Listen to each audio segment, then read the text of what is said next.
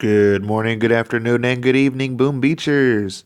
That Hippie X back with another addition to the Boom Beach Playbook 2.0. Today, we're going to be breaking down the straight path core brush with AZ Bullit on Waterloo. Over the past couple of months, this straight path strategy has become the new optimal approach over the magic path with AZ Brick. For those of you who aren't familiar with this hit, we have an exciting one for you today. It consists of a bullet shock at about 11 o'clock and a repositioning of your troops to about 1.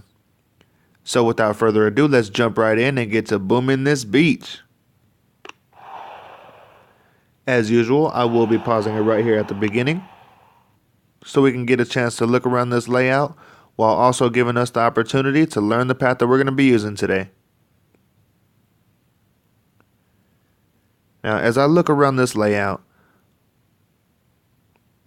only differences I see between this layout and a standard layout are these 4 defenses right here. This Shock Blaster 3 and these 3 rocket launchers right here along the left side of the beach. Since we do have all of the important stuff right here on the right side of your screen, let's go ahead and look to the left. Here we have the path that we're going to be using today. Now, as you can see, it cuts straight up the gut of this layout all the way up to the kill zone. Your kill zone is going to be right here between this sniper tower and this bottom rocket launcher right here. Now that we know the path, let's go ahead and watch me demonstrate how to properly execute it, and then we'll get to breaking it down from there.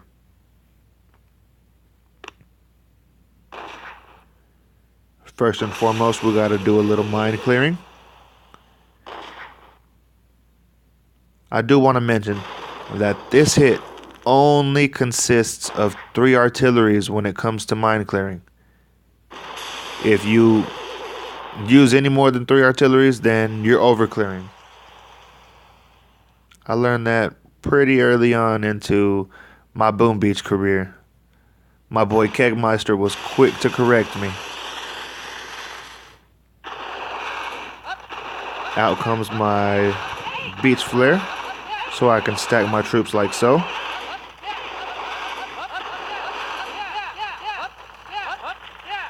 Let me show you the ranges of a couple of these defenses. Up comes my first up flare. Now I begin my walk.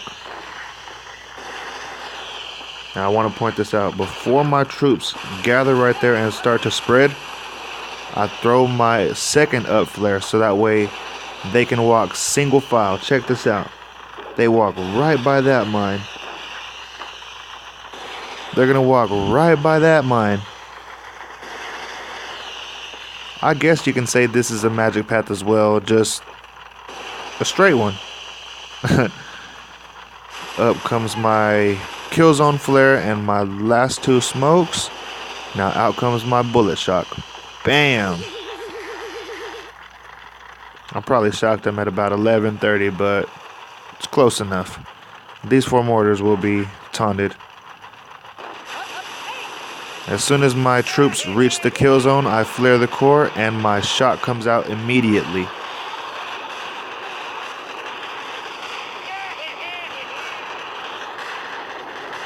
The whole reason for this bullet shock is so these defenses can be taunted along with this machine gun, of course, but mainly this rocket launcher right here.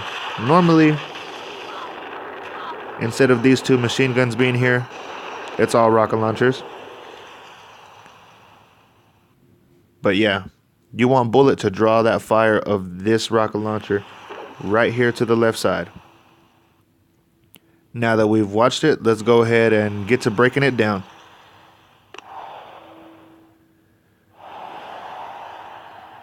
As I mentioned earlier, we start off with mine clearing. First and foremost, this one right here. To the 3 o'clock corner of this Shock Blaster 3. We clear this shock mine. From there, we're going to clear these 3 mines right here, you want to be sure to throw your artillery right there, dead center of that level 20 mine, the one right in the middle, so that way all 3 of them can pop. Now, the last artillery that you got to use for your mine clearing goes back here behind the core. Not sure if you can see that one, but there's a shock mine behind the core. There's also a boom mine right below it. Guys, please be sure to check behind that core. I can't begin to tell you how many hits I've screwed up by not checking behind the core. Do yourself a favor and be sure to double check back there. Alright, after your mines are cleared, you want to start off with the flare landing, because if you do try to flag land your troops, they're going to spread all over the place. Only anchor cell is this one right here along the left side of the beach. But by then you'll be in range of these rocket launchers.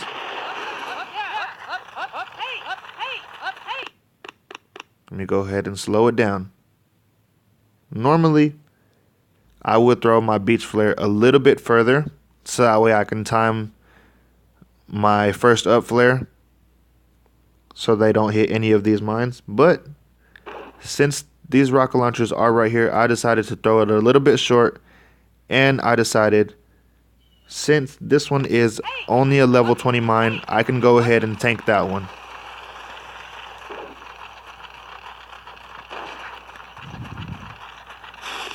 Alright.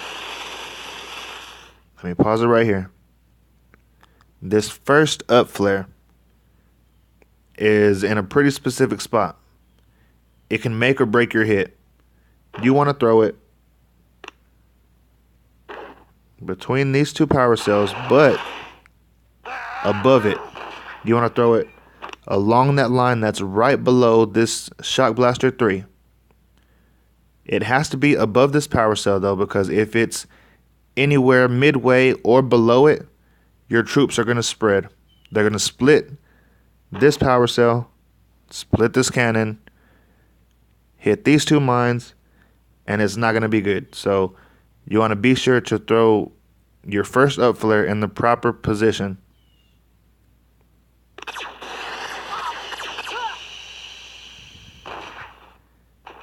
Now, as I mentioned earlier in the first time we were watching this, before your troops get right here to this mesh point and start to spread, you want to throw your second up flare so that way they can gather and form a single file line.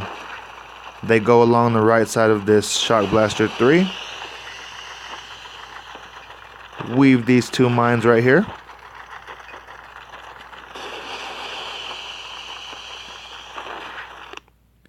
Alright, real quick, I almost forgot about this. This second up flare is in a very specific spot as well. You want to throw it almost right below the crack of these 2 machine guns. You do that, and your troops will surely walk single file just like so. Now from here, you want to let your troops catch up to Bullit, but you don't want to let them catch up completely, because if they do, he's not going to have enough distance between him and your Zookas for your bullet shock.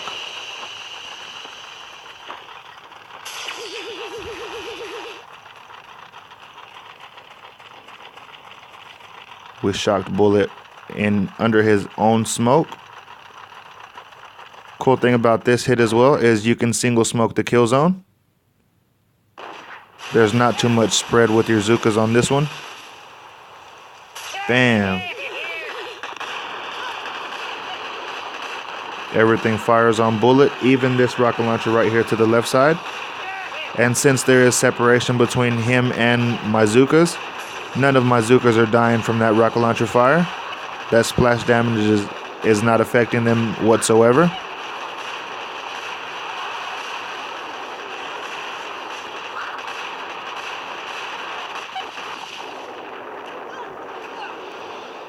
Oh my gosh.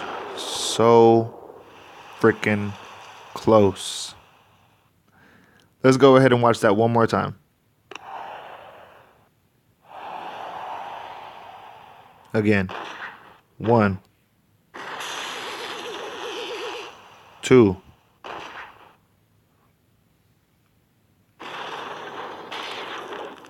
3. Damn. All minds are cleared.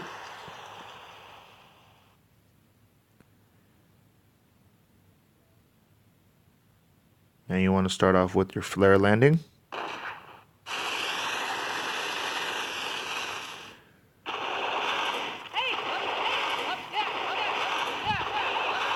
As I always mention in my videos, you want to try to use the markings on the map to help you out with your flare points.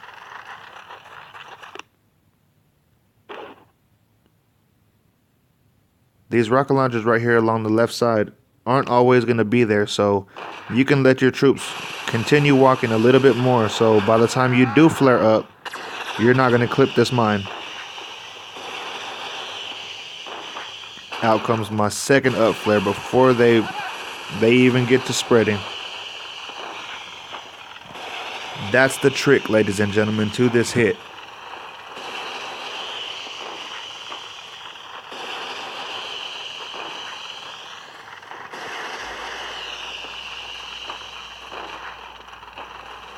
Now again, you want to let your troops catch up, but not all the way.